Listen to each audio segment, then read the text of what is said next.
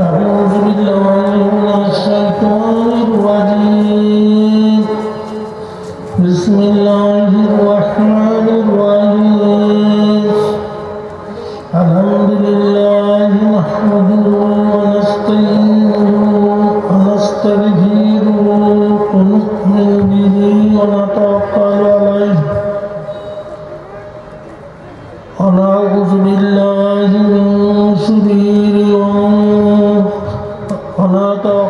ونعوذ بالله من شرور أنفسنا ومن سيئات أعمالنا من يهده الله فلا مضل له ومن يضلله فلا هادي له أشهد أن لا إله إلا الله وحده لا شريك له ونشهد أن محمدا عبده ورسوله أرسله بالحق بشيرا ونذيرا أما بعد فإن خير الحديث كتاب الله وخير الهدي هدي محمد صلى الله عليه وسلم وشر الأمور محدثاتها وكل محدثات بدعة وكل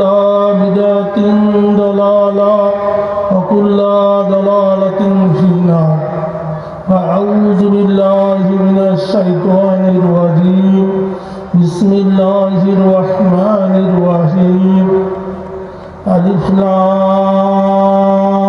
لام ميم ذلك الكتاب لا ريب فيه هدى للمتقين الذين يؤمنون بالغيب ويقيمون الصلاة ومما رزقناهم ينفقون والذين يؤمنون بما أنزل إليك وما أنزل من قبلك وبالآخرة هم يوقنون أولئك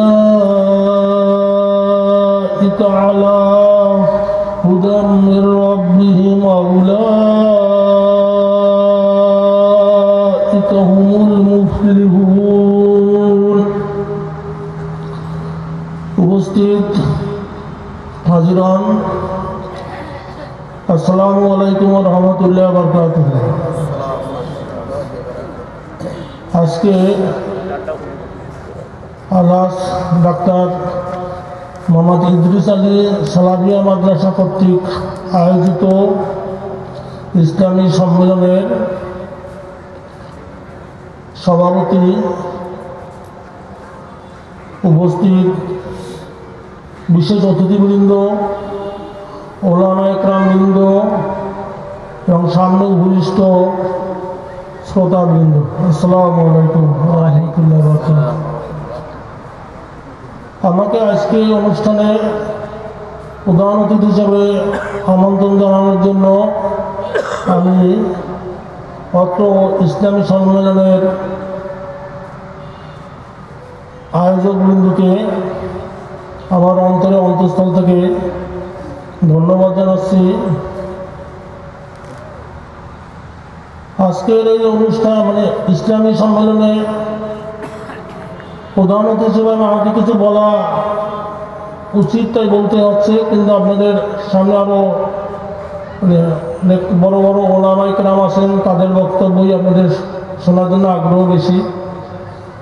তবু আমি একটু ঈমান এবং মুমিন সম্পর্কে কিছু কথা বলতে চাচ্ছি। ঈমানদার এবং মুমিন এই নিয়ে একটু আলোচনার চেষ্টা করব, আপনারা একটু ধৈর্য ধরে শুনবেন।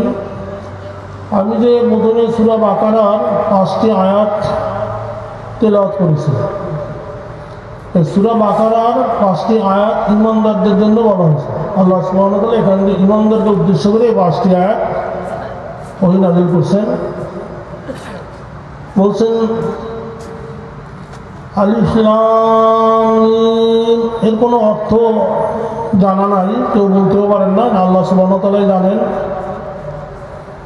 তারা যালিকাল কিতাবু লা রাইবা ফীহি হুদাল লিল মুত্তাকিন, এটা সেই কিতাব যাতে কোনো সন্দেহ নাই এবং এতে রয়েছে মুত্তাকিদের জন্য হিদায়াত। মুত্তাকিদের জন্য, মুত্তাকিন এটা হচ্ছে মুত্তাকির বহুবচন শব্দ, মুত্তাকির বহুবচন শব্দ, মুত্তাকিন একবচন শব্দ। এখন এই মুত্তাকি নিয়ে আলোচনা আছে। মুত্তাকি কারা? আল্লাহ সুবহানাহু ওয়া তাআলা সূরা বাকারার 178 নম্বর আয়াতে, সম্ভবত 178 অথবা 177 নম্বর আয়াতে মুত্তাকিদের সংজ্ঞা দিয়েছেন। মুত্তাকি হলেন তারা যারা আল্লাহ, পরকাল, ফেরেশতা সমূহ, কিতাব সমূহ, নবী রাসূলের উপর বিশ্বাস স্থাপন করবেন এবং তারই মহব্বতে অর্থাৎ আল্লাহর মহব্বতে সম্পদ ব্যয় করবেন। আত্মীয় স্বজন, এতিম, মিসকিন এবং মুসাফির, গরিব দিকে দাস দাসী মুক্ত করবেন এবং যারা সালাত কায়েম করবে, যাকাত দিবেন এবং প্রতিশ্রুতি রক্ষা করবেন এবং সর্ব অবস্থায় আল্লাহর উপর ভরসা রাখবেন, তারাই মুত্তাকি। আল্লাহ সুবহানাহু ওয়া তাআলা বড় আয়াতে বলেছেন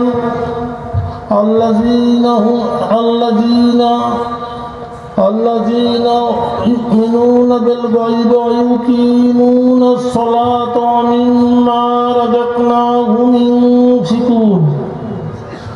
ঈমানদার তারা যারা আল্লাহর উপর ঈমান আনবে এবং তাদের গায়েবের উপর যারা বিশ্বাস স্থাপন, অদেখা জিনিস বিশ্বাস স্থাপন করবে, সালাত প্রতিষ্ঠা করবে এবং আল্লাহ যে সম্পদ দিয়েছে তার থেকে তাদের সম্পদ ব্যয় করবে। الذين يؤمنون بما أنزل إليك وما أنزل من قبلك। আল্লাহ সুবহানাহু ওয়া তাআলার কাছ থেকে মুহাম্মদুর রাসূলুল্লাহ সাল্লাল্লাহু আলাইহি ওয়াসাল্লামের উপর যে কিতাব ওহী নাযিল হয়েছে তার উপর বিশ্বাস স্থাপন করা এবং তার পূর্ববর্তী কিতাবসমূহের উপর যারা বিশ্বাস স্থাপন করবে এবং যারা কিয়ামতের উপরে, তারপর নিশ্চয়ই যারা কিয়ামতকে, আখিরাতকে যারা বিশ্বাস করে তারা উলাইকা আলা হুদাম মির রাব্বিহিম ওয়া উলাইকা হুমুল মুফলিহুন। মুফলিহুন তারাই রবের কাছ থেকে হেদায়েত প্রাপ্ত এবং তারাই সফল কাম। তাহলে আমাদের সফল কাম হতে হলে কি লাগবে? প্রথমত যে আমাদেরকে লা ইলাহা ইল্লাল্লাহ, এতে কোনো ভেজাল করা যাবে না।